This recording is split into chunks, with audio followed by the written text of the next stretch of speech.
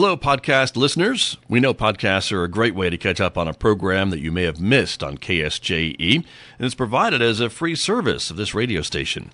But you know, KSJE is now listener-supported, and so while you enjoy this podcast, we hope that you'll also take some time to join KSJE. Become a member today. It's quite easy to do. Just go to our website at ksje.com/support and pick the level of support that best matches your budget. Thanks again for listening. Here's your podcast. KSJE is supported by San Juan Regional Medical Center, your community hospital with a rich heritage that dates back to before New Mexico was a state. We've been improving the health of the Four Corners since 1910. As a nonprofit hospital, San Juan Regional Medical Center is a values-driven organization. We strive to deliver on our mission to personalize health care and create vitality and enthusiasm in healing. We are here for you when you need us, offering a comprehensive range of inpatient, outpatient, and emergency care services. This program on KSJE is supported by Citizens Trust and Investment Corporation, providing a competent, innovative, and caring team of professionals to serve wealth management, trust administration, employee benefit plans, retirement planning, and estate settlement needs. Find out more about Citizens Trust and Investment Corporation at 505-599-0181.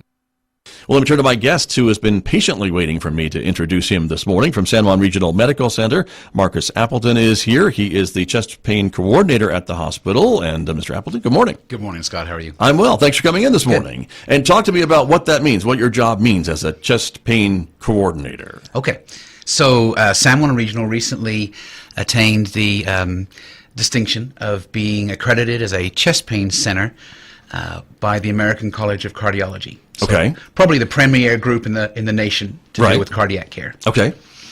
That certification, that accreditation, took a whole year to achieve. It takes a year process of collecting data, making sure that you're doing what you say that you do and say what whatever. So, and this is something the hospital's been working on for a while, beyond this just 1 year, correct? Working towards this status, this accreditation. Absolutely. Yeah. We actually first attained accreditation in 2016. And then this time we went for a higher level of accreditation. Okay. And so now, because we have a cardiac cath lab at our hospital, we are able to attain a level of accreditation that helps us when we're treating patients who need a cardiac cath as well. I see. And so this all relates to, obviously, heart care, and chest pain relates to heart attacks, but it could be other things too, correct? It could. Anybody can come into our emergency department or our urgent care anytime with chest pain, whether that's potentially having a heart attack. Right. Or it could be that they're having chest pain because they've got pneumonia, or they've been out mowing the lawn or something and they've strained their chest, a musculoskeletal strain. But at that point, we don't know what's going on. So when they first come in, we have a set group of treatment protocols that let us identify that patient and say, hey, are they having cardiac chest pain, or are they having non-cardiac chest pain? And so there's initial workups by our ED staff, those physicians and nurses, helps us determine whether we need to go forward with cardiac care or not. I see. And of course, I think always, it seems, or in many times in medical care, time is important. And the sooner you can identify what exactly is going on, I suppose, the sooner you can start that area of treatment, whichever direction you need to go. Correct. Timing is everything. So in the stroke world, one of my colleagues is a stroke coordinator at the hospital. She often repeats the phrase, time is brain. And in my side of that... That sounds like Tina. You know Tina. Yeah, she's been a guest here, so yes. Okay. So, and in my world, time is heart. Okay. The longer that we wait to treat somebody who's potentially having a heart attack, is that muscle in the heart can actually die. And so what happens is the heart from then onwards does not function as well as it could have done. Sure. And if I'm having some kind of heart attack or heart issue, that muscle is getting damaged, is it not? Even if it's not dying, it's still going to be damaged. Correct. The term we use commonly is heart attack. The term that's used in the medical world, some people will recognize it as a myocardial infarction. Right. Infarction is that beginning of the death of the heart. If it dies and the muscle dies, then we have ischemia.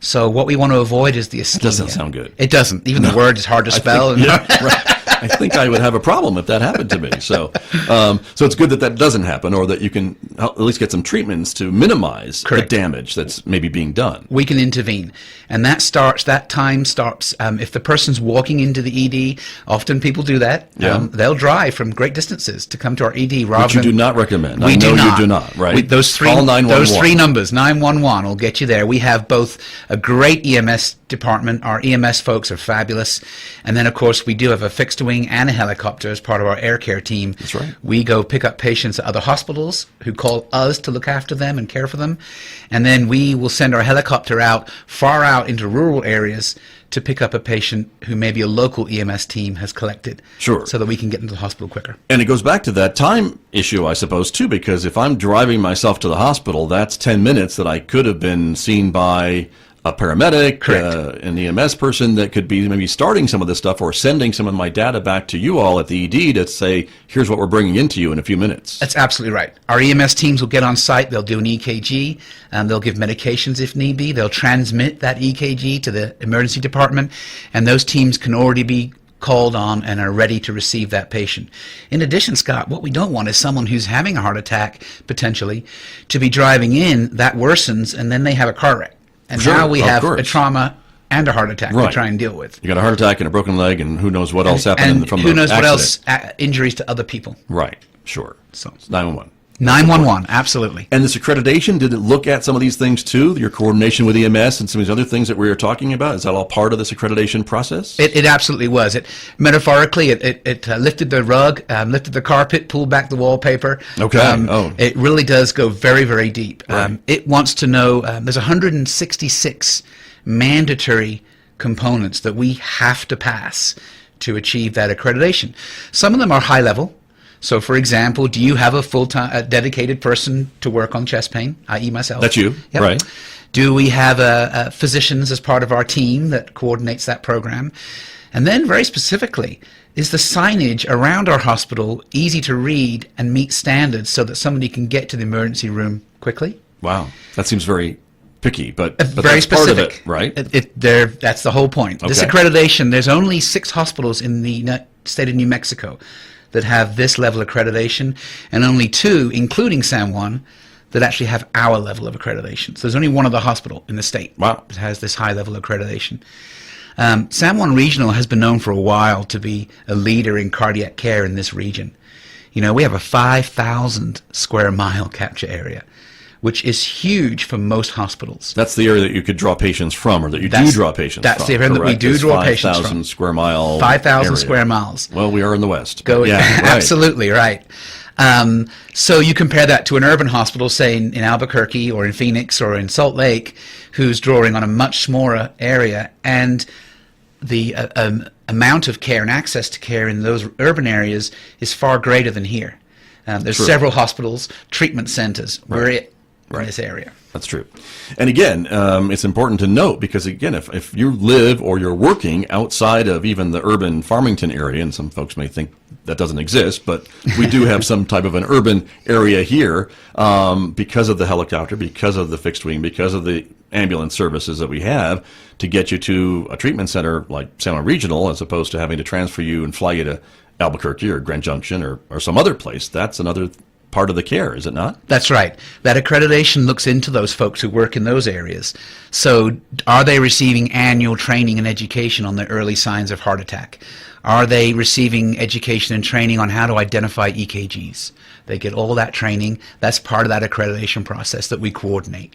Gotcha. And heart attacks are still a big killer of Americans, is it not? Correct. Cardiac disease, heart disease is the #1 killer of Americans. Still number one. Still number one. We haven't gotten rid of it yet. No. We haven't knocked it down a peg or two. We haven't, unfortunately. Okay. I know we're working on it. A lot of folks are working on it. We're struggling to get to that point, and unfortunately, we still have way to go. I'm afraid we do. That's true. But we are trying to be more active, and I know the hospital's very out there trying to get folks out and moving and reminding us that there are things we can do to have a healthier heart. I know many of your cardiologists recite those things all the time to me. Yeah, we do. We have several events throughout the year.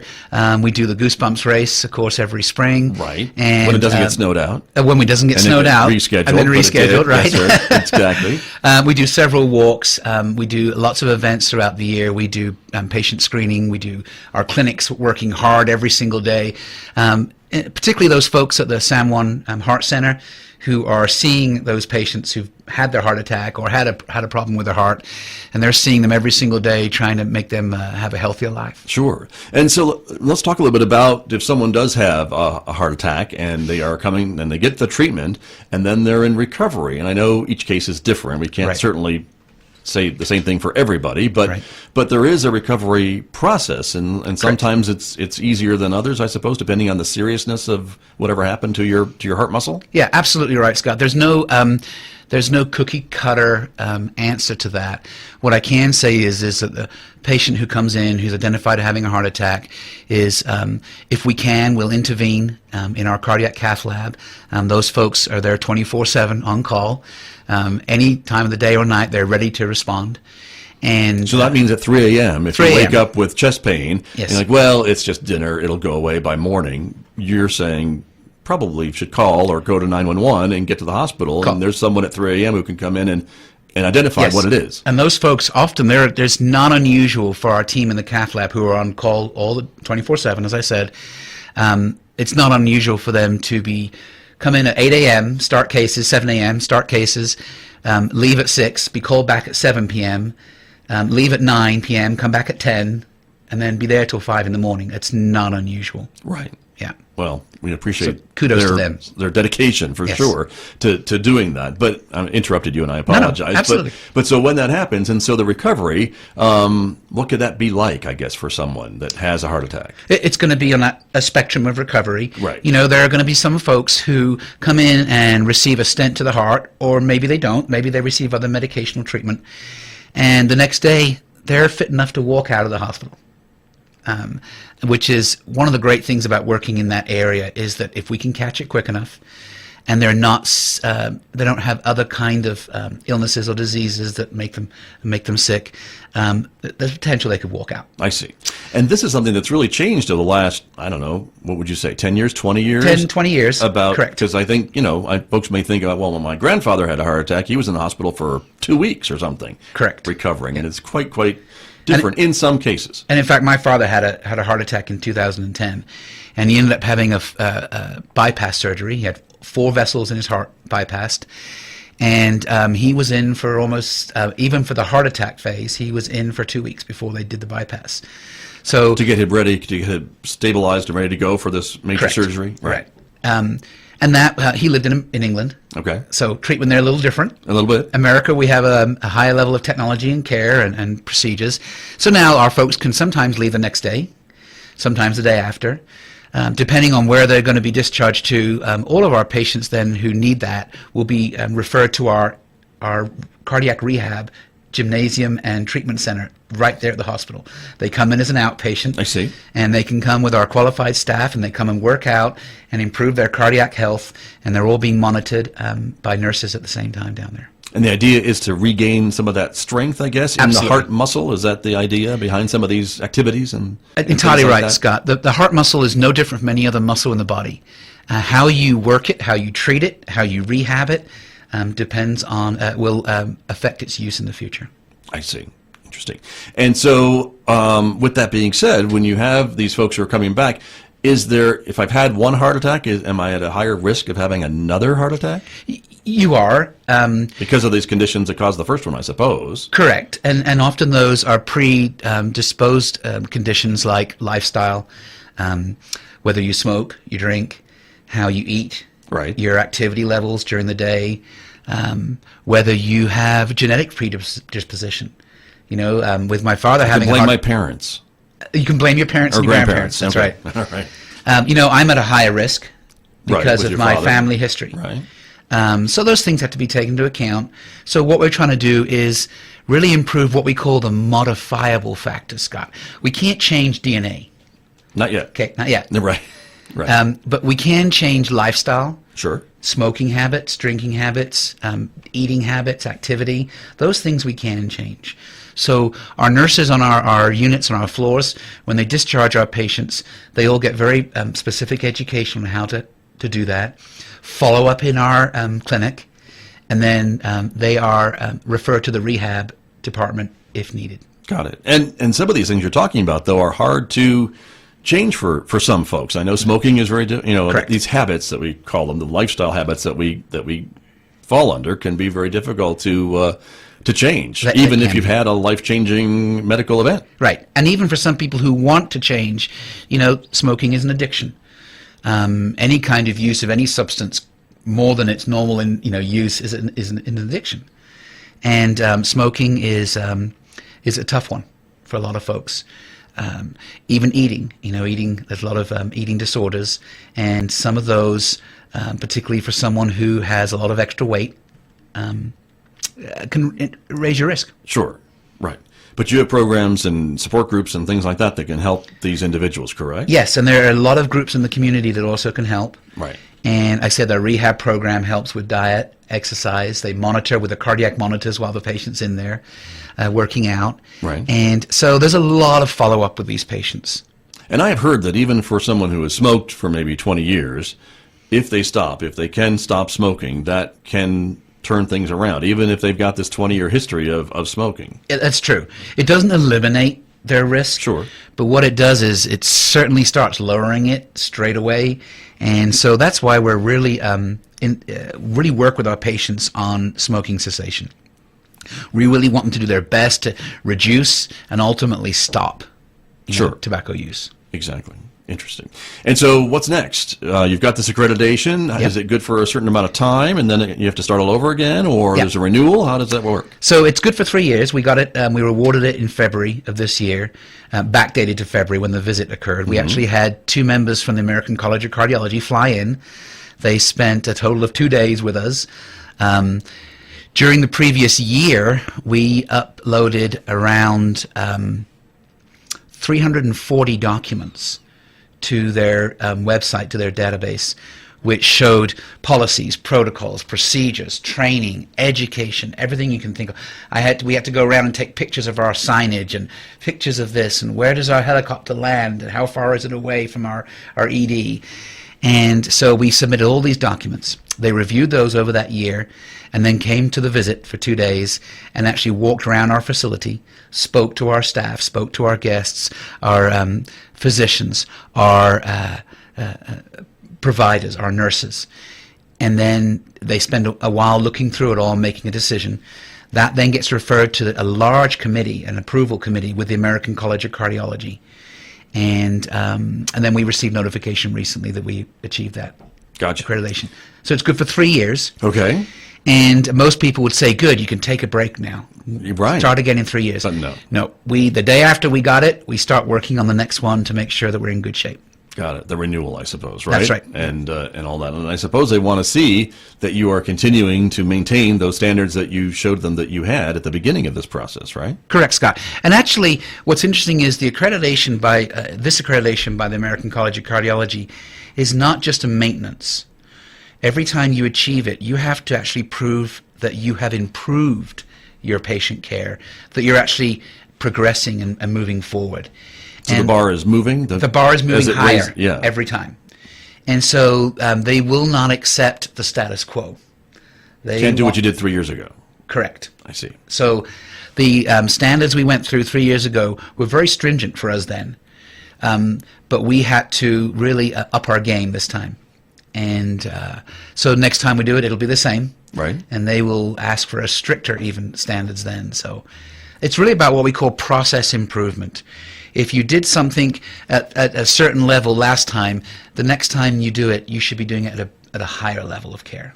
Sure, that makes sense. Yeah. But this includes everybody in that department of the hospital, and does it reach into other departments too? I mean, I could think of people like yourself and your cardiologists and maybe your nurses and other folks, but how much more does it spread around to the staff at the hospital that are part of this? That's a great question. So let me give you a brief list of those departments. Okay. So we of course, starting right from scratch, EMS and air care. Okay. Those teams bringing those patients in. We call that the first medical contact, right there and then. And then our great staff in the ED, our physicians and nurses and techs who are trying to treat those patients. It involves the cardiac cath lab. It involves staff on all of our nursing units, medical, surgical, nephrology, cardiology in particular, and also in real particular our ICU staff who look after those cardiac patients who are just too severe to be on our units. It involves our radiology department, cardiopulmonary. It involves cardiac rehab, our lab staff, our quality department, legal, everybody you can think of. It involves a huge amount of people. Right. Yeah. Everybody. And they all played a role in this accreditation. Correct. We actually have a team. So we call it the multidisciplinary chest pain team. So multidisciplinary, meaning people from multiple disciplines. Right. And there's about 14 people in that team, a mixture of nurses, techs, physicians. There are nursing managers, there are department managers, there are frontline staff. One of our cardiology nurses is actually a member of that team to provide input from a bedside nurse point of view. We have representatives from lab, from our quality department, from our respiratory department. So they are part of that team. We meet every other month, and we review all of our patient data and look at those cases that need to be addressed. Those what we call an outlier. So when did we not meet our goals, and why did we not meet them? And we decide whether that's a one-off, or is this something going on systematically that we need to fix? And then we develop a process to fix that. Gotcha. And again, this is something you want to do between now and the next times to identify Correct. these things, right? Absolutely. It's always going. It's what we call continual process improvement. I see. Yeah. And so we just have a couple minutes remaining this morning. And so this all means to residents of this 5,000 square mile area that what level of care they should expect from the hospital what it means is something happens? When you have if you're having a cardiac event or you believe you're having a cardiac event, this accreditation should hopefully show you that we're committed to care for all of our patients who come to our facility, no matter who they are. But we're, in terms of this accreditation, we're especially committed to our patients who come in with signs and symptoms of chest pain and cardiac difficulty.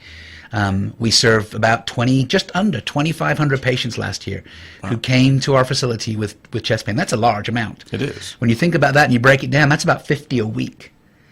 And so that's a good size. Excuse me. That's it's about 50 a week. Right. That's a good You're size better at math number. this early in the morning than I am, so I'm going with your well, numbers. you gave me some great coffee, Good, so I'm good, enjoying good. it. Yes, sir. It really means that we're here to stay. We're here to provide care for our patients. We're here if our community needs us, and we'll be ready. We are engaged in our community. We want to provide the best service to our community with the best staff in the region. And in the cardiac care, part of our cardiac care of our patients, this accreditation shows that we've met a standard that, again, only one other hospital in the state can meet at this time. Right. So, and that includes some of those big names. When you look at some of the big names down in Albuquerque, there's only us and one other hospital in the state that has this level of accreditation. Well, congratulations to Thank you you. and on all the staff that worked on this, which we know It's is a huge lot. team, and it really is a team effort. This is not a solo effort by any means. My job is to help bring people together and help assimilate answers and bring and synthesize answers. It's not to provide those answers. So it's a great team effort. Right. And the other thing that I think it means, at least to me as a potential patient and a resident of this community, is that we have the staff and the expertise, and the hospital's made the investment to have these folks at the hospital standing by, ready to go at a moment's notice to deal with these issues, some of them serious. Yes, it's a huge investment by the hospital. It's a huge investment in time and finances and resources, and the hospital is committed to that. This program is not going away. We're committed to it. The care is committed, and our folks stand ready when you need us. Very good. Marcus Appleton, thank you for coming in this morning. Awesome. Thank you so much. Appreciate the information. Great. Marcus Appleton, my guest from San Juan Regional Medical Center. He is the chest pain coordinator at the hospital, talking with me about their recent accreditation. I'm Scott Michlin, back with more in just a moment, everybody. The time right now is 8:42.